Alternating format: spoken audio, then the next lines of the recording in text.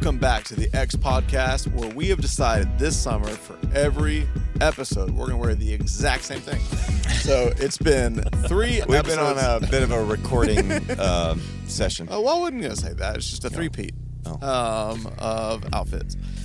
But wherever and whenever, however, whyever this comes out, I just want to say it is an exciting summer of Next Gen, which is what we call our Everything Next Generation Ministries at the church, from kids all the way to young adult. By the time this comes out, there will have been an exciting Johnson's Ice Cream Exco Hang, which is for our 18 to 25-year-olds. Saying all this, by the way, because Jesse James, to my right, leads Everything Next Gen. And so that will have been a lot of fun. That has not happened yet. So fun. Another thing that will have not happened yet is XYC, which is our very own summer camp. I think we have 175 locked in, ready to go. So exciting. Sold out. It's grown every year. It's been phenomenal. And then not long ago, we had Kids Night Live, which was crazy. You played with snakes. I did. That was amazing. It's not a joke. You really did. I wish you'd have brought that snake out for everybody to play with. That was terrifying. That was epic. Snake handling. Yeah. It's been I was so a little good. jealous, not gonna lie. Really? Yeah. Oh, you could have put the costume on and done it. I was not super thrilled about it. I thought you were gonna come out with it like draped over your shoulder. So was that the original was. intention? Like Yeah. real Britney Spears kind of toxic. Yes, type that vibe? originally was. The I love snake's that you went there. owner recommended I not do that. Okay. Because obviously Just- they're cold-blooded. They want to be attracted to heat. And it would he just would wrap around naturally you, coil around your neck. Yes, He's like, he's not going to constrict you, but it'll be tighter than what you'll be comfortable with. So I'm like, Has yeah, he holding grown up sounds with good. this since it's little? I don't remember. He's got several snakes, though. Oh, really? He's like a snake dude. Really? And told me a whole bunch of fun facts. It's funny. I actually had a whole spiel that I was supposed to say about what kind of snake it was and some fun facts. Gone. He walked out there and went, what's my line? I went, here's the snake. You were out there for a while. You He couldn't did. tell. He held it for about 2 minutes. I probably. was. Well, it's funny. I held it for just as much time backstage waiting for my cue to come out. Oh, and really? I held it out here. Did it ever kind of turn its face a little bit like close to you? I don't remember Did if it was you out get- here or did you- back there, but it like started to crawl up into Did my you freak jacket. out a little bit? Oh, yeah, Would you? 100%. Did you like try to get him out? Oh, yeah. You did? You're like, no, Oh, don't yeah, do that. I- It yeah. looked very gentle and Yeah, and he said, like, it's a very docile snake. Never had an issue with it. I wouldn't give you one. I wasn't comfortable with. Yeah. He was great. His name's Tyler, by the way, if he happens to listen to this. Thanks again, Tyler. But yeah, that was an cool experience for moment. sure. Well, Burmese python, by the way. Yep. 9 Burmese foot, python. 9 foot, 9-footer. eaten pretty recently. Did he say he'd fed it recently, so it didn't want to eat you? I don't remember. Probably. Okay. Yeah. so good, though. These last couple of years have been amazing. And last year, I think we had like, I don't know, between 400 or 500. 450 or something. 450. This Yeah. time it was like close to 800, Something like that. Yeah. which is wild. It's tough because the room is it's like a living organism. None of the kids are ever sitting still, Oh, so it's yeah. hard to count. It was a little crazy. Yeah. Yeah. In a good way. Yeah. Yep. So yeah, fun. it was never quiet in here one time. I think one of the things that I've noticed, I want to jump in before you because I want you to kind of like talk a little bit about what's been going on in Next Gen. I want to talk about maybe some of the things you're seeing with the kids, and I don't know if this could be helpful for any parents, but I just want to say on behalf of kind of our church, our faith community, we have seen, I think, the most momentum in our church has been in Next Gen. Yep. Like when I look at kids, we look at youth, we look at that. I mean, we are seeing in a good way, and it presents sometimes some capacity challenges, but we're seeing kids' rooms full on Sundays, like full. Middle school has been really strong, and that room's full every Sunday morning. High school has grown this year, like pretty strong, like significantly. We had our largest high school and night just consistently the other since night. camp. Yeah. pretty consistently. Yeah. Camp, we took 124 students last year. We took 101 students last year. I've been telling people 124. We took 101 students last year. We got 175 registered. We're full this year. Crazy. And we have a wait list of like 5 right now. Like, so when I look at all of the environments that we have from middle school, high school, we did X Games earlier this year, had over 200 students at that. Did an ice cream fight. We had a ton of students at that to kick off the summer. We are just seeing some really awesome momentum, I think, in the youngest population, youngest age of our church. Kids, babies, everything. And that's an exciting thing. It's great. It presents sometimes space and challenges that we're trying to figure out how to address moving forward. But I've got to say this. I'm truly excited about that. Yeah. I feel like one of the things that really is like you check the pulse of a church is the vitality of the youngest generation. And when I think about culturally where we are right now, I also feel like we're in the greatest fight ever for the youngest generation.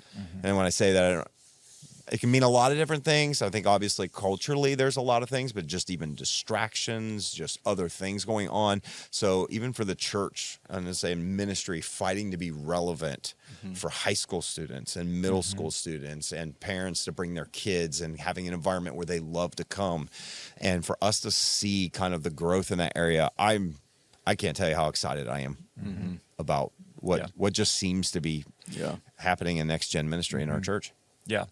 Yeah, it really is cool. It's awesome to have a front row seat to, I think, see like, I don't know if it was different when I was a teenager, but like there's like genuine hunger and curiosity of things of faith, like starting as young as middle school.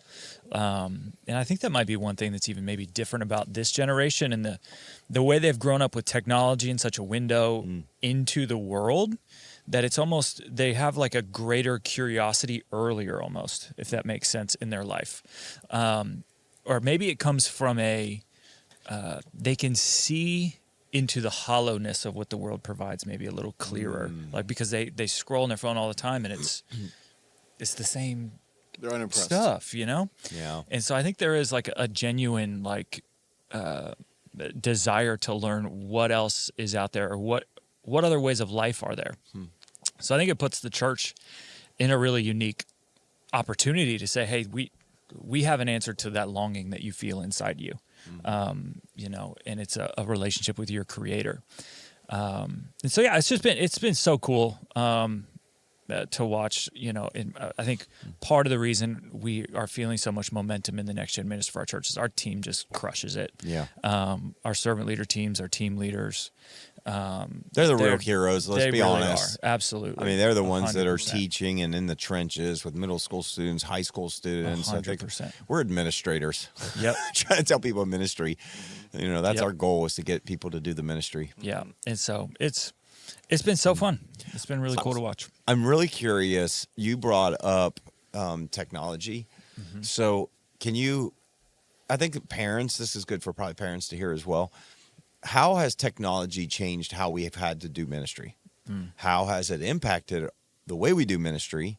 But I almost think too, where, you know, I think at first churches adopting technology to deliver and do ministry was a thought. That was like kind of, you know, what creative ways are we able to use? It's like we don't use flannel graphs and kids anymore. We have videos, interactive things, you know, whatever.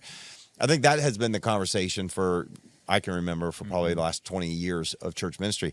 I think that has shifted, in my opinion, to what does it look like teaching people who have grown up with technology? I think are they way more distracted? Is it hard to keep their attention? Do you have to, like, how has it affected? You talked a little bit about middle school students and maybe what they see, but yeah, even down to the little kids' age, I think it affects.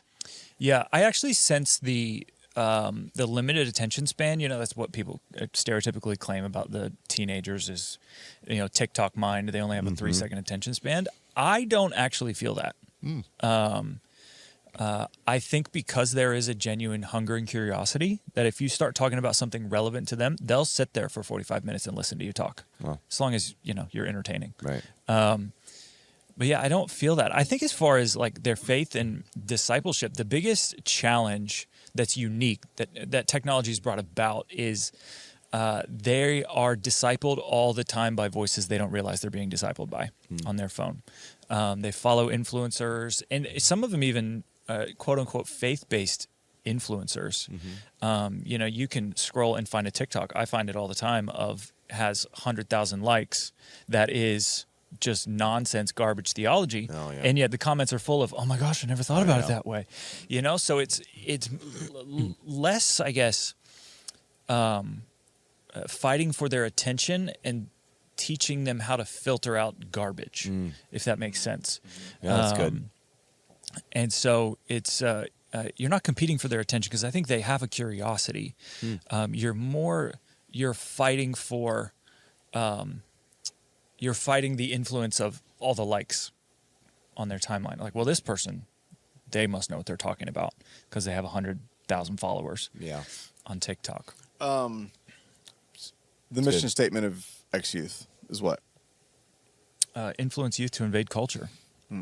I'm curious, just like what happens in here on Sunday mornings, I'm sure, not to speak for you, but I know it's always, I assume, a balancing act of when you're planning your content for the year, when you're planning your series for the year, there's, okay, well, obviously I'm going to teach scripture. So there's basic spiritual truths that you want your people to hear. Then there's also balancing in that the pulse of what's going on in the community. But then there's also at large cultural things that you want to talk about. I would imagine that probably looms even bigger with, and I've, been a youth pastor, back in a previous life. So, but I assume even now, even more so with everything going on, I'm just curious, and there's probably not a perfect ratio to this, but how you think through when you're thinking through the year, because you probably see a lot of things that concern you in culture. And you probably see a lot of things that you're like, man, I really feel like this is a cultural thing, but also probably a spiritual thing that affects them that I want to speak into. I almost think about when we did, what was the long series we did this year on Sunday mornings? Perspective? Perspective. Yeah. Really, that started with something. Last year, you had some pastoral, cultural concerns, but you didn't just want to on the nose, go on a tantrum of like, guys, we need to. It was like, no, how biblically can we approach this? So I guess just curious, how do you think through what cultural battles you want to attack? How do you think through how you're going to approach it? Yeah. How do you think through all that when you're thinking about this generation from kids to high school to young adult? Well, I think about it in a couple of different ways. One, when there are maybe these like Keystone series that we do in our church, like It's Complicated a few years ago, or Perspective, I piggyback that moment. And so both of those I did a youth version of, where I don't even know if I told you I did Perspective in youth. But, No. Yeah, we did. I think we did a 3 or 4 week version of it. But I just took your notes and just translated it into youth language. So that's number one. Anytime I know you're going to do a series like that, I automatically change what I was going to do, and I'll go a couple weeks after, let you blaze the trail a little bit, and then I follow behind. So there's that. And then I heard super popular pastor Stephen Furtick say this a couple years ago. Who's that? Super popular. Super popular pastor. Yeah.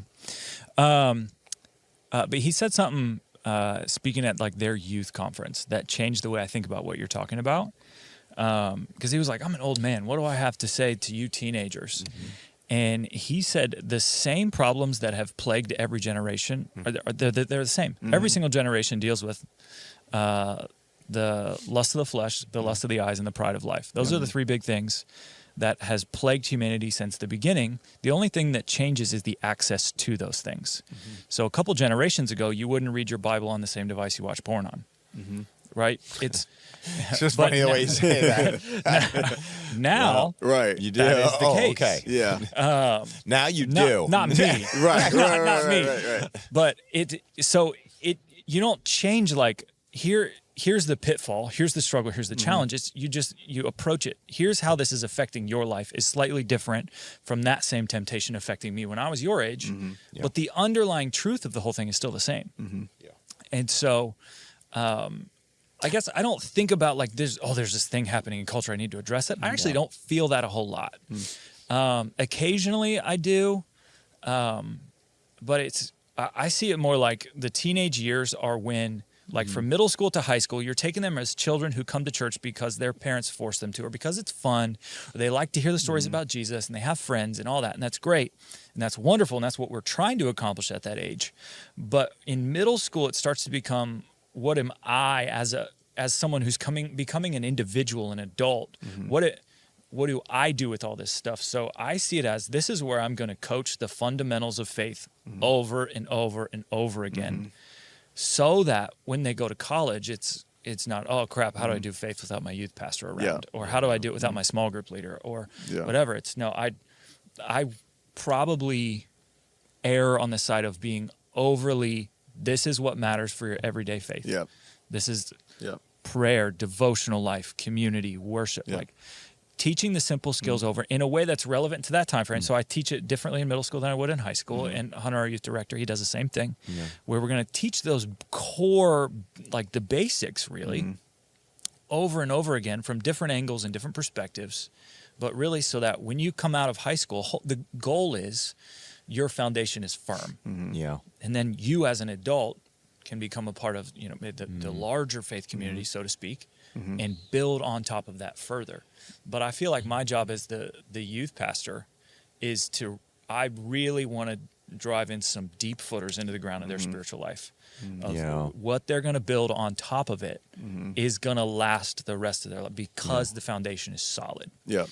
I think I wanted to add something to that, or add a follow-up question to it, because I love that. And the more I think about it, this is what's kind of rattling in my brain as you were talking about what you focus on and teach them. And I think this is great for parents to hear this, because sometimes you can be a parent and have your kid be part of middle school or high school or even next kids and not know kind of what the intent is or what we're trying to do. I think about the fact that, kids today are growing up, and we all are in it now, but growing up in an information age, right? Where they have access on their devices to every bit of information you ever want, more information you could even handle. How does that, does that play into your approach that you were just talking about? Because I guess I found it kind of refreshing that the thought is we're not trying to educate. I feel like maybe before youth ministry, you felt like you had to educate kids a lot, especially when it comes to faith, as much as like trying to give them what is an authentic or real handles for living out their faith or having their faith in a time where you just have access to so much information. And I almost feel like you have to separate church. I feel like I have the same kind of, I think, struggle or challenge in adult ministry. People have tons of information. What makes ministry different from, why is it not downloadable? How do we make it different? So how has that shift to it being readily available, whether it's with students or even in that ministry, how has it changed or kind of forced you to think about doing ministry? Let's not even just talk about the experiences and what you teach, but doing ministry with youth. Yeah, I think I probably err on the side of if it's not broke, don't fix it. And so there's a lot of, like, I think some cores of the way we do youth ministry with teenagers is still similar to the way it's been done for the past several decades. I think fun and food gets kids in the door still. Okay.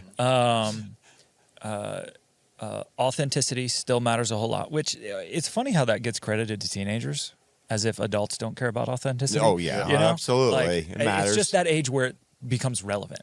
Like, they really all of a sudden are like, they care about authenticity. Why is that? That's a good question. Why? I think. Is that a new thing? I don't think it's new. Why have we said that, though, forever? I remember You saying don't that for think the young there's generation. An increase, though? I feel like there are certain words that become buzzwords for a reason. And it does seem like, I mean, I'm ancient, but when I was growing up in youth group, like, maybe it just wasn't verbalized or vocalized. Like, I definitely connected with my youth pastor because he was down to earth and felt real. But it seemed like there was a lot more grace when I was young for inauthenticity. People were in probably more formal churches or more like just productive. It does seem like there's been an increase in the last 10 years in, like, whether it's stripped down or whether it's whatever, there seems to be a deeper allergy to performative or plastic or overly produced environments. Yeah, I mean, that language is definitely in, like, the zeitgeist right now. Wow, there's a word. Because nonchalant is so popular right now. And so nonchalance, like the opposite of performative. Yeah. While simultaneously, kids are still drawn to passion. And so I guess my point is I don't know that the youth are different. I think they aren't putting up with it. Whereas I feel like when I was like, you didn't have any choice. You know, I don't know. Maybe that's shifted. You know what I mean? And I agree that I think ministry, I'm talking about now, we're all in ministry. So people in ministry, it was acceptable to lead ministry and be inauthentic. And you could pass, you know, you could be okay. I think it doesn't work today, but I don't know that that's because of the students are different. I guess that was almost kind of what I was maybe wondering. Because, you know, a lot of people say that, well, this generation, they just care about authenticity. And they kind of do, but I don't know that that is because they're any different. I just think maybe they've grown up in a different era where they've seen all this and they've seen behind the curtain.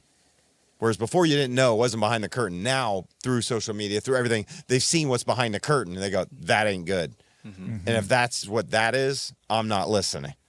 I need, you know what I mean? So I feel like we've exposed, it's exposed what's behind ministry. And if it doesn't look authentic, then they're not going to listen. I think if that were true for me growing up, I'd have felt the same way. I just think that is maybe what's different in the era. I don't know if it's about the kids that are different as much as what they've grown up in. No, I would agree with that. I think because they have seen so much performative online that if it's more of the same, they're just not interested. Yeah. And probably mixed with all people, they want to feel like whether you're, you know, we feel this when you preach, they want to feel like you are talking to them. They don't want to feel like you're acting. They don't want to feel like you're giving a speech. They don't want to feel like you've rehearsed this a million times. They want to feel like you're talking to them. And I think teens just, maybe they do, maybe they don't have like a higher sensitivity to that. And so, like I'll intentionally, while speaking, I will talk way more casual than I would if I was like preaching in here. You know, I'll use words like whatever, dude, or just intentionally because that's how I actually talk. You know, so I don't remember if there was a question or if I answered it or I can't remember what I asked. Well, I just think that I think you asked about the authenticity. You see, what do you see? Again, I know I'm putting you a little bit on the spot with this. If I were to say, let's talk about the actual like ministry or like what we're doing. If I were to give you a crystal ball, that would be bad. We shouldn't do that. This is we're Christians. A magic 8 ball, that'd also be bad. Okay, if you could see also really bad. If you could see into the future, what do you see, or where do you see kids or youth ministry going?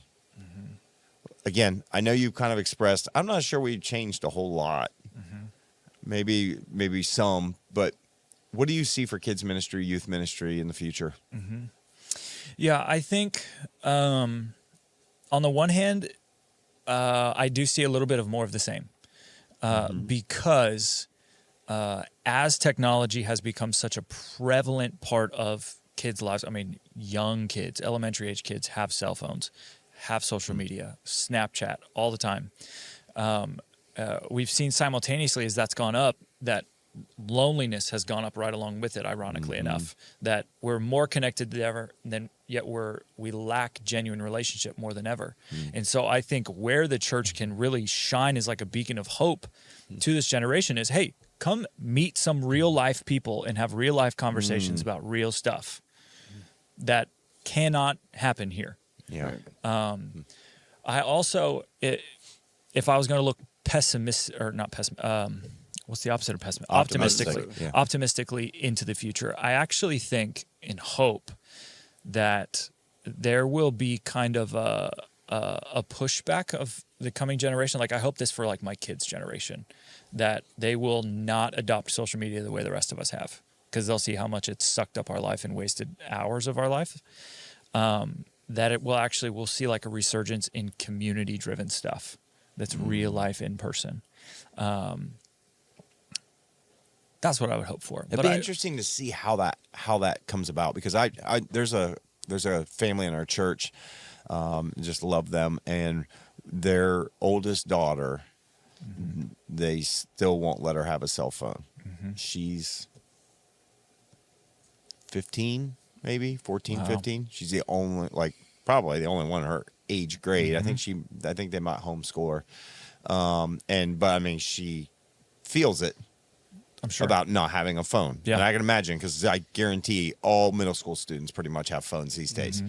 So I love what you're saying, because I do think that it is interesting when you look at all that and you go look at what the church does best. It's congregating. It's bringing people together. It's the person-to-person community aspect. That's why I never understand how people can think that, in general, when they physically can be here, that they think that streaming is a good. I'm like, you're missing Yeah, the whole the point. person-to-person piece. My favorite part is not what happens in this room. It's what happens in the foyer. It's when we get to hang out and connect and see people. Like, I love to see people, my people, I'm friends. And so I just, I don't know if I had a question that just like, I don't know how a generation makes that change. When you still feel that pressure to everybody have one, where does that stop? What age is it? Yeah. We're not doing it.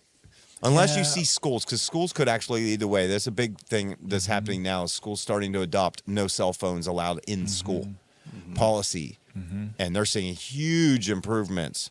They're seeing a major change in schools. That's one thing I wouldn't be surprised if down the road, if even public schools and everything adopt this idea, no cell phones allowed in school. That might be. I hope they do. That might be a catalyst for this. Yeah. When kids start to realize and they get back what could make school engaging and fun, at least with friends and all that part. Yeah. Yeah, and that's fascinating, that family. So there's I can't remember the author's name. Wrote Habits of the Household. Do you remember his name? Yep. He just came out with a new book, Body Leads the Soul. Anyway, I'll look it up. but he's part of this new initiative that basically is recommending parents wait until 10th grade, which 15. I've heard that's 10th 15, grade, 16 is what you should wait as a minimum age. to get them a smartphone. Now, before then, you get one of those kid phones or an Apple Watch where they can text and you can track their location or whatever. But yeah, I actually, as of right now, that is my plan with my boys. And it's that I think that's Justin Early. Justin Early. Justin Early. Early, yeah. Early, is that the author? Early? I think it'll be interesting to see. Justin Whitman Early. That's it. That's it. Okay, I think it'll be interesting. Maybe that'll be what will be the change is your age generation parents with the youngest kids, which I don't know if your kids are technically considered Gen Alpha. I don't know if that's or if that's a new generation to come up that we haven't, because it feels like the generations are getting smaller and smaller because technology is going faster and faster. Yes. And so the world's separation changing is- quicker. So what used to be 20, 30-year spans is now getting down to 10 years or less. So I think they're technically alpha. It could be alpha or whatever. I think probably maybe what we're going to see is it'll start with parents with the really youngest age going, we're not going to let them have a phone or this until that age. Because I think we're the first generation of parents that had phones like that when we were teenagers. When did you get your first phone? I got my first phone at the end of 7th grade, Motorola Razr. Okay. Got my first iPhone in 10th grade, though. 10th grade? But that's because you're a little bit older. I mean, like my daughters, I remember her going 8th grade, 7th or 8th grade, begging and wanting an iPhone.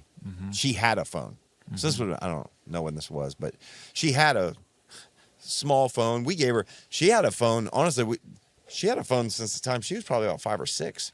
We gave her, but it was one of those little kid phones that you had 2 buttons on it. You could call like mom and dad or grandparents or emergency, and that was just the different world for us. And it was like sending her off to school and all this. Like, we're giving her one of these phones, right, in case something happened. But eventually it was, I remember 8th grade, and she was like, everybody has one but me. Everybody has one. And for Audrey, it was earlier. And so they have grown up. So I think what I'm saying is you're probably right on that. But my daughters, I think even probably more because they were probably younger. Well, that generation, when they have kids, go, I'm not going to let my kids either have a phone or social media or any of that. Yeah. And I'll tell you an example of how that's happening with my generation of parents is with sleepovers. That same thing is happening. Okay. Where we were doing sleepovers all the time as kids. Oh, yeah. It is a very common millennial parent thing that we do no sleepovers because of because of the risk. You don't know who's there, what they're going to do, what they're going to expose their kids to. I think smartphone, social media, we might follow along in that same boat. No social media kind of smartphones. That's fascinating. I bet you if you were to take that, and I do think you'll see on a parallel track, because it is starting to get more and more common, is people are making recommendations to school systems to not allow phones, which is a huge portion of kids' day. Yeah. Like they might. That'd be huge. I think it could do something between parents and this that actually begins to shift things back for kids. That could be a huge domino. It could be, and I think this is a tough tension. I remember it, but not as bad as it is for parents today to get their kids smartphones at a really young age. But it really starts with iPads. So it's like this one thing that's interesting about Lauren, my daughter. She like pretty much refuses to allow Cohen to have an iPad. She now other ones do, but she's like no, and she kind of followed a lot of, I would say, what was coming out of the rules for parenting with kids. Like they were like young kids under, I think it was like 18 months. You were not supposed to expose them to shows, YouTube channel, all that stuff. And she kind of did that. So it was like she did not want Cohen watching stuff because she was, it's such a developmental time for little kids that the moment you just get them, and they make these shows, whether it's Danny Go, whether there's some, I forget the other young ones. There's new young ones. Cocomelon. Yeah. That is like they intentionally are creating them. They're bright, distracting. They're, it's not like follow a story. There's one I can't remember that she just always hated. Maybe it was Teletubbies. I don't know. There was another one, but it was kind of like, if you watch it, it's mesmerizing. It's just colors and bright and loud and sounds all the time. And so you put little kids in front of that. Think about the regular world that they see. Kind of just boring if you look around. Put them in front of a big screen with bright flashing colors and sounds and all of that. And what do they do? And they're just staring at these screens. And she wanted to make sure that he was developing, that he's playing, that he's figuring stuff out, having to put stuff in. You know what I mean? So she was real, like, even with that, she was like, he's not allowed. I think it is no tragic. TV, no whatever until this. I think it's tragic to rob kids from the gift of being bored. Yeah. We've talked about that on the Parent Path. Shout out to the Parent Path podcast. I was going to ask you to shout that out because I love you. You know, the one thing that you do a bad job of. Self-promoting. You hate social media. So I was telling somebody this weekend, I was like, I say that tongue-in-cheek on the podcast because you do a phenomenal job. But I was telling somebody this past weekend, they were talking about something with their kids, and I was like, because I saw the notes, I was like, Pastor Jesse just talked about that on the Parent podcast, Parent Path, the podcast. Whoa, what? And Parent Path Triple podcast. P. He talked about it on Triple P. And that's all, folks. And she said, wait, I didn't know there was one. And I said, yes, there is one. So for anybody listening, shout it out. Yeah, it's the Parent Path podcast. Drops on the first Monday of every month, depending on when this one comes out. I am now joined by Hunter and Kayla, our youth director and kids director. And we talk about all kinds of fun stuff, parenting related. But that is one thing I've mentioned several times, is that one of the best gifts you can give to your kids is when they say that I'm bored. Great. Don't fix it for them. Yeah. Why don't you go do Nope. Figure it out. The best games when you're a kid are the ones after you've like stood in the backyard for an hour bored out of your mind and you just start creating your imagination stuff. That's goes the wild. Most fun ever. Man. That's so fun. I didn't know that y'all talked about that. But do you know how many bad guys I fought in my backyard? Dude, how many wars How were many won? trees I jumped out of, karate chopping How bad many dudes? NBA finals I won in a driveway? Man. yeah. You didn't do any of that? Yeah, absolutely. Oh, You my were too busy gosh. making thesauruses. Hey, Yeah. listen. I'm fighting bad guys in my time. No, I did do those things because Indiana Jones was my hero, and my baseball players were my other heroes. But where I was going was, you rob a kid's imagination. Oh, absolutely. You rob a kid's developmental moment to learn who they are and to be content in their own skin and to problem solve, to explore, to be curious, like to rob that, I think actually has more incalculable damage than we realize. I was thinking of this, to even see the world. Yeah. Because when we used to take road trips, so this is goes back for anybody that's pre-technology road trips, right? When I was little, we took road trips. You were bored out of your mind. And we did not have iPads. Now, eventually I got a little Game Boy.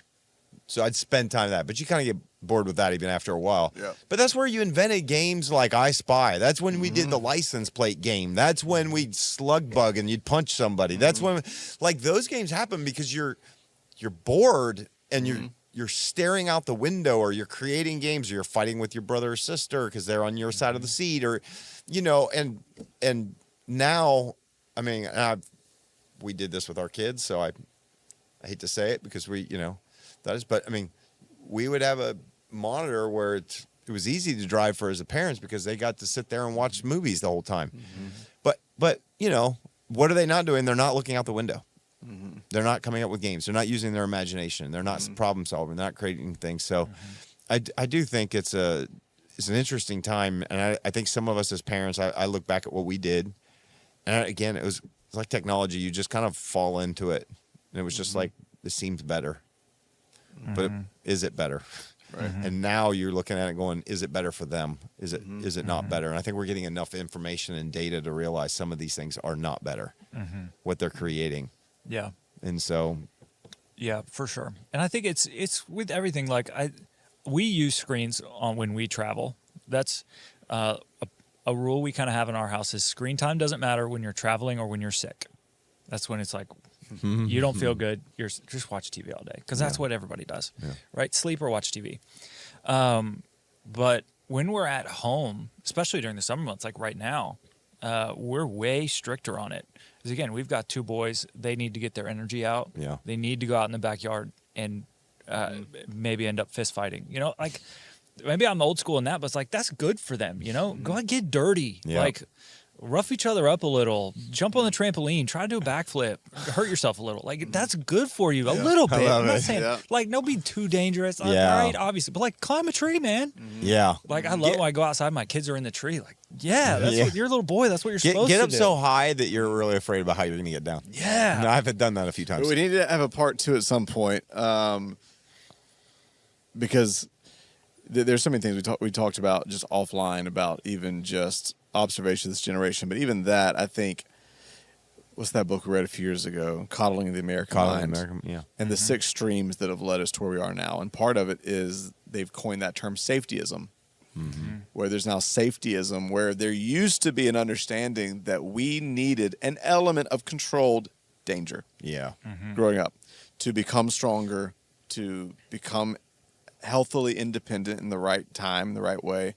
And I think they trace it back to a string of a couple kidnappings in the 80s. And ever since then, there's a movement of safetyism. We used to ride our bike to the gas station a mile and something away, a mile and a half away. And probably not in the greatest of areas. I mean, it wasn't like the worst, but it was in Whitehall when I grew up. But you need an element of danger. You should talk to strangers unless you're alone and they're inviting you into a van with candy. But... yeah, we should have a part 2. This has been I think there's a whole I'd love to talk more about that. I think the parenting aspect. I feel like in this one we talked about the ministry and what we do, but I think child rearing and parenting and all that. And I think you've put out a lot of great resource for parents, and we just encourage you to take advantage of it. Parent Path Podcast. Say that quickly Triple P 3 times. Parent Path Podcast. And where can they find it? Yes, the easiest place. Where can they find the Parent Path Podcast? You can find it right where you find this podcast. Anywhere. Anywhere. I was going to say the app. The app. But yes. X-Church app. You can find it. YouTube. It's available. But also, maybe on our website. Can you also find it in, what's the parent app? Do you still use Q? No, I still think use that at all. It's all run through, I think, our app. Okay. Yep. Okay. Everything. Yep, and just a quick little plug for that with our app. If you don't have it and you're a parent, you bring your kids. We have the parent resources right in there, which gives basically notes like what we use for the message on Sunday. But for the kids, For the kids lessons. And so it's like, take advantage of that. Right. I just want, again, you get people who are like, I didn't know we had that. Yep. Use the app, parent resources. You'll have what we're teaching in the kids' rooms and everything every Bible Sunday. story every week, scripture reference for it, monthly memory verse, their bottom line, and their weekly story video. So if your kid comes home, talks about Ollie in the Wonder Clubhouse, you can watch that at home on your TV through the X Church app. Cool. You can also, the Story Lab, the So-and-So Show, all of that for every single week of the month is up, ready for you whenever you want it. That's awesome. Cool. Love it. Y'all are doing an amazing job. Yeah. Thank you. If you're a parent, send in, it'd be cool when we do a part 2, just send in what are some of your current challenges, questions, things you're coming up against. And that'd be good. This is a place just to have conversations, figure all this out together. So let us know. But until next week, we will see you next time. Hey guys, it's Russ. Thanks so much for listening. We really believe if we can get around tables instead of behind screens, if we can talk to each other instead of at each other, we can make the world better. To help us do that, here are a few things you can do to help. First, if you haven't yet, leave a review on Apple or Spotify and hit subscribe on YouTube. This helps more than you know. Also, if you have been impacted by the community out of which this podcast comes, that's X Church. Maybe you're local or you've been touched by the messages and impact across the country, even the world. I want to encourage you to support this work. A powerful life principle is to invest in the people and places that invest in you. And so I want to invite you to do that right now by going to thex.church/give. You can give a one-time small gift, a sacrificial gift, or even become a recurring partner. Together, let's keep elevating the conversation, thinking higher, loving deeper, and making the world better. Cheers.